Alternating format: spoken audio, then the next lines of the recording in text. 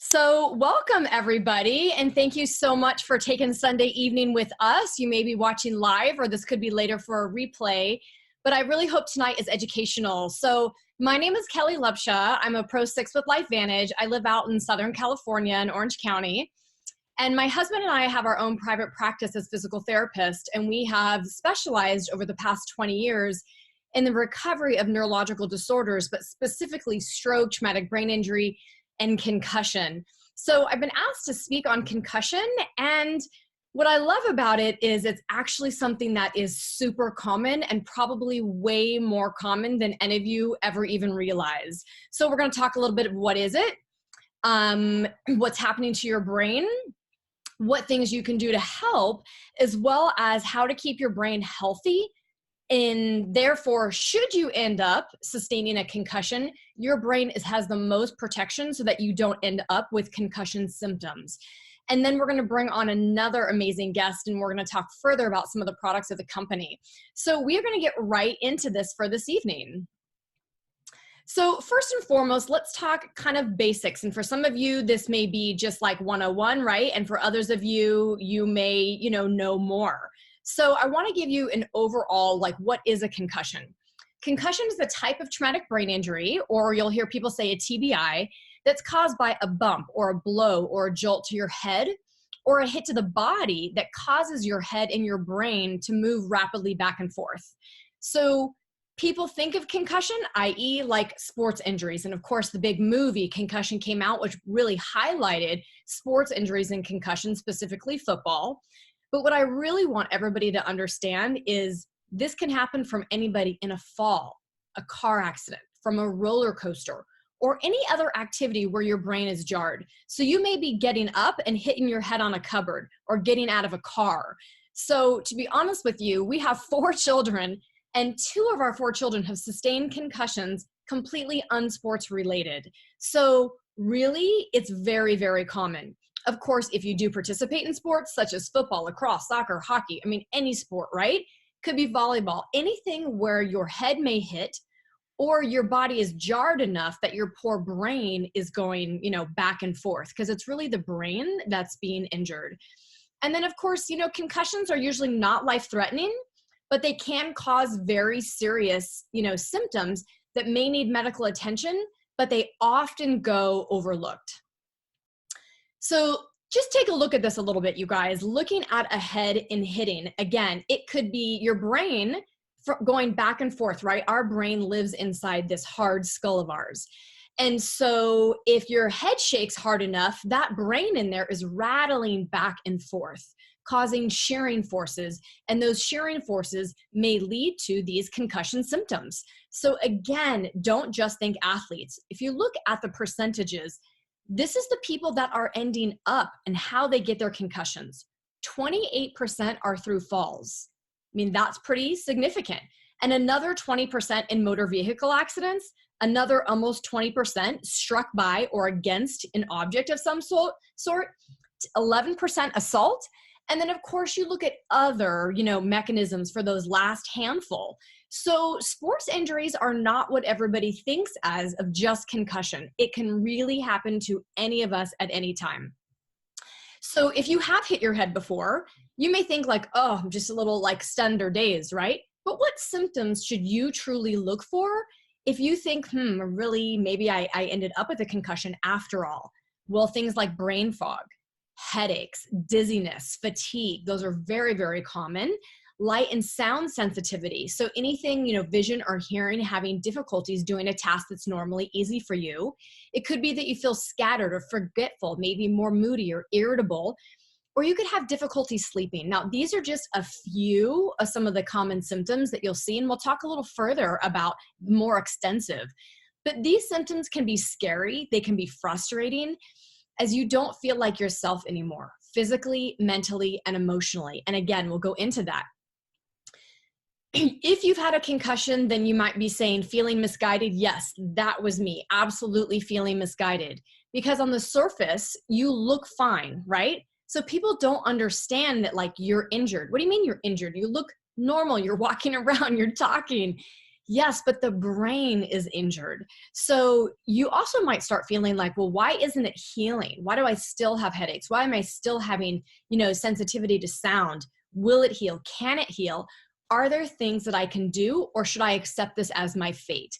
Well, to make matters worse, many medical practitioners, now a good handful of us today know different, but the majority of the people still get very generic advice.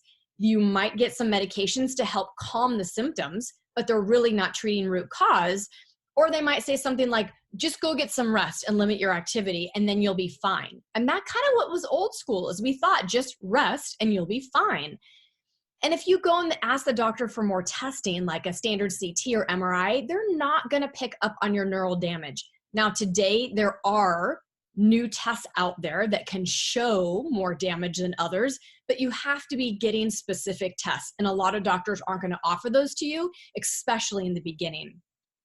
So if you feel stuck, you're plagued with anxiety, or you're annoyed because of lack of answers, you're sad that you don't have energy or focus to be present with your family, you're not alone. And so I'm going to share a little bit more about, these are post-concussion syndrome. These symptoms may go on for days, weeks, months, and beyond. So it's going to be critical to take an extensive, well-rounded approach in healing, truly your brain. And if any of you have had a concussion, or you just want a reference for a concussion, there's a book called Brain Save, and it's by a neurologist, Dr. Titus Chu. I would highly recommend you get this book, and this came from him. He says there are many, you could have physical symptoms, mental symptoms, or emotional symptoms. So you guys can read them, but they can run the gamut, again, from just physical fatigue, balance, light sensitivity, headaches, to mental symptoms of brain fog, hard to think clearly, slowed reaction time, difficulty concentrating, or emotional symptoms of, why am I irritable? Why am I sad? Why do I even feel more emotional? Or maybe you never had anxiety, depression before, but you have them now. So don't be afraid to think what's wrong with me? No, these are real in post-concussion symptoms in the syndrome. And what can go on from there, can actually predetermine you for things down the road, like early Alzheimer's and dementia, things like that. So it is really serious that you take this information for those that need it, because truly you can heal the brain. So what's going on inside my head, right, with concussion? So again, it starts with a blow to the head. You have a concussion, which is known as a mild traumatic brain injury. It is the most common form of TBI.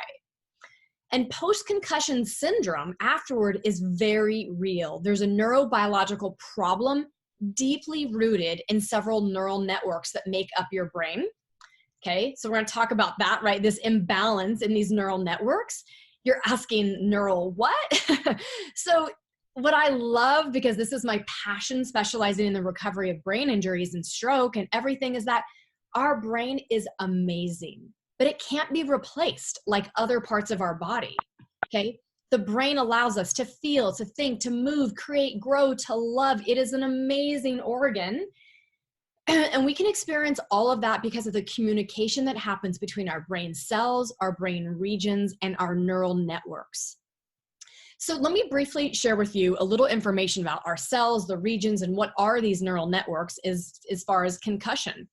So the cells in your brain, they're itty bitty, okay? And this is where it all begins.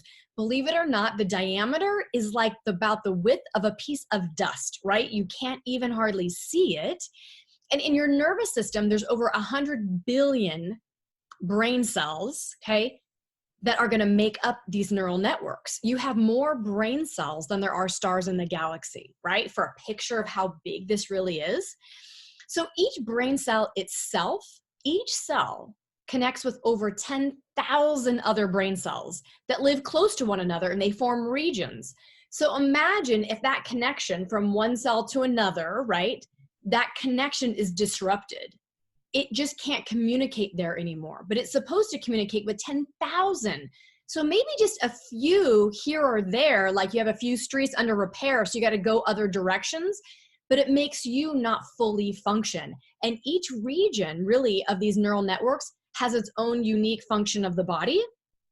And you can actually take a quiz inside this book that I told you, Brain Save, and it kind of tells you what neural networks that are probably affected for you with your concussion. So, but the star of the show amongst all your cells, your regions, is truly these neural networks. Through activation and deactivation, the patterns of these networks are what gives the experience of the world to us. So it's so fascinating that we're studying all of this and how, we're using our own brains to study the function of the brain, right? So I want you to just understand that every experience that you have as a human being is involved with these neural networks partnering and talking to one another. So what happens to the neural networks after you have a concussion, okay? Number one, you get immunotoxicity, bad. Basically, when that physical trauma happens, chemical traumas happen within the brain. That chemical trauma starts taking place and leading into a cascade. This actually triggers an immune response, leading to widespread inflammation in the brain. We all know inflammation is a big baddie, right? And so now our brain is full of it. And if the level of inflammation gets high enough, it can truly start leading to cell death.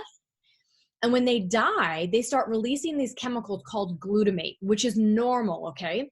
But glutamate is a very powerful excitatory neurotransmitter. And when too much of it is released in the brain and the cells gobble it up, they actually become overstimulated and they die. So the last thing any of us want is cell death.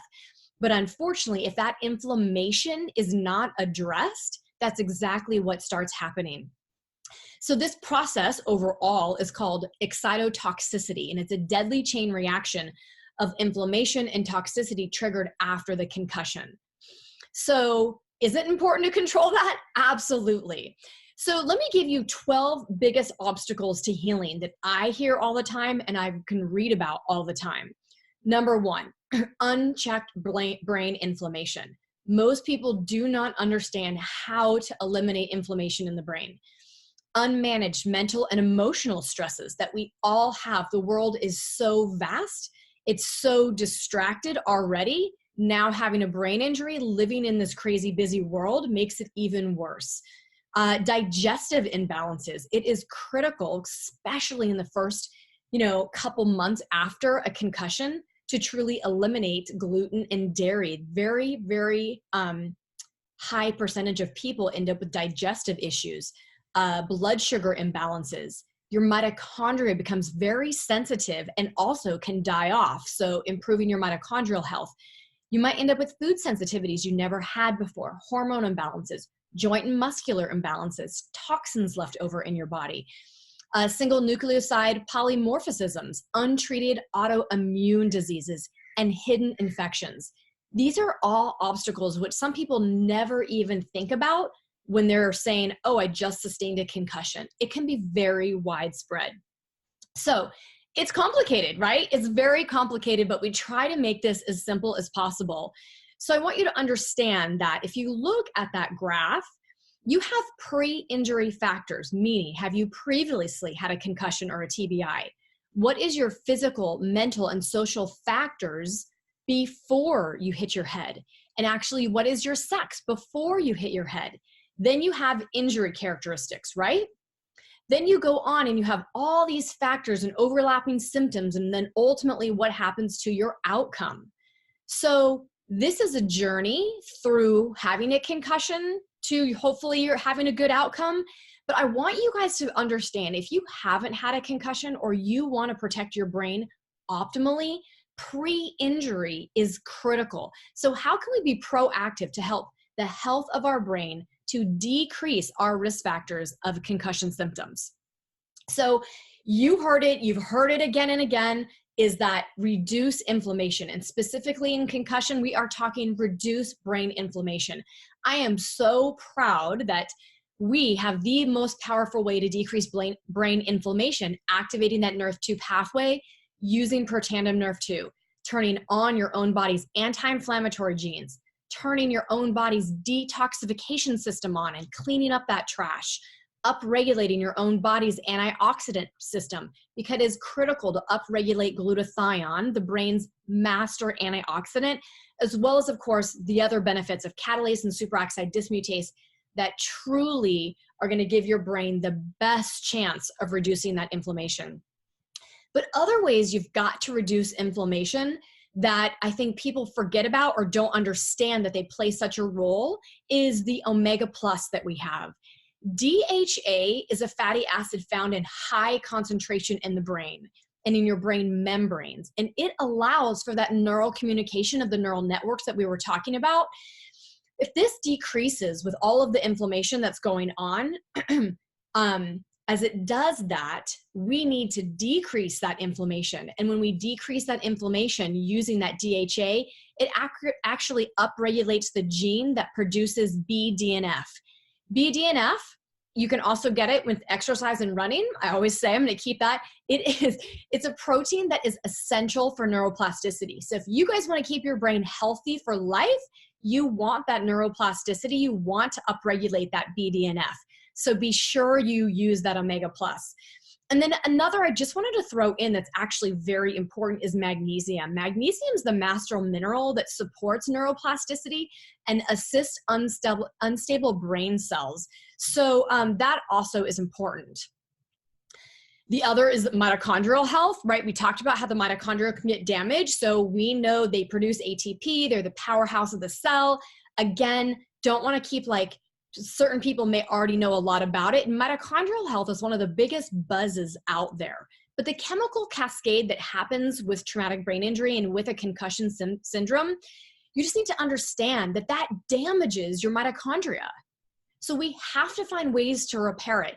You can find some other ways, to shock your system. Hopefully you're all reading multiple ways so that you're getting multiple inputs of getting your mitochondria the healthiest possible. But adding Protandim Nerf 1 is going to help do that and give you the necessary energy for all the rest of your healing cells, the cell regions, and your neural networks.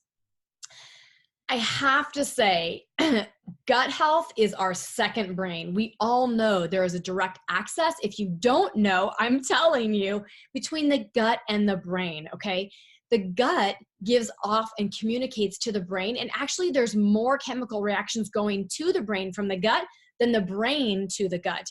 So interesting. So I want you to understand that the health of your microbiome is what is going to send positive or negative neurotransmitters of stress, anxiety, mood issues up into your brain. So cleaning up the gut, having that healthy microbiome, having a pre and probiotic, remember, they are all not created equal. And I'm not going to spend time on that tonight. I know there's been other discussions specifically on why the LifeVantage products of the prebiotic and the probiotic are so integral, especially with the time-released patent on it with the BioTrack. But the other thing I want you to know besides your pre and probiotics is you've got to clean up your gut and look at eliminating gluten and dairy after a concussion, okay? It may be things that you continue on in your life, eliminating those things, but really after that concussion for the first few months, it is critical to help the repair of that gut. So I'm going to give you 10 steps to reset your recovery process after a concussion or a TBI. And I'll be sure that there's a link if anybody wants it, because it has a little bit more information on these 10 detailed out. But you've got to prime your cells with a high quality supplement. You've got to look at your overall nutrition, right? Food is information. That brain and that gut need healing like no other. You need sleep and you need downtime. You need to detox using an infrared sauna. You need to be able to block out noise. So having earplugs, block out junk light, having blue light blocking glasses, gentle exercise. It's not just rest anymore. You need gentle exercise. You need to give yourself mini breaks throughout the day. And even practices of meditation can be very, very helpful in resetting yourself after concussion. So you guys need to keep your brain healthy because number one, let's just not have a concussion. But the chances are you may bump your head in your lifetime, right? So neuroprotection is key. Activating your body and brain, protect it with Protandim with NRF2 and Axio for the brain, maintain your mitochondrial health, maintain your cellular health, proper gut health, sleep, exercise, and hydrate. prevention is the key. So if we can stay one step ahead of the game, then I think we're on the right path. So you guys, with that, I hope that gives you a better understanding of concussion, what it is, what's happening in your brain, how to start helping to heal and repair it, and how to keep your brain healthy. Therefore, when something might occur, that the symptoms that you are going to sustain may be minimal or not at all. That's what my hope would be for you.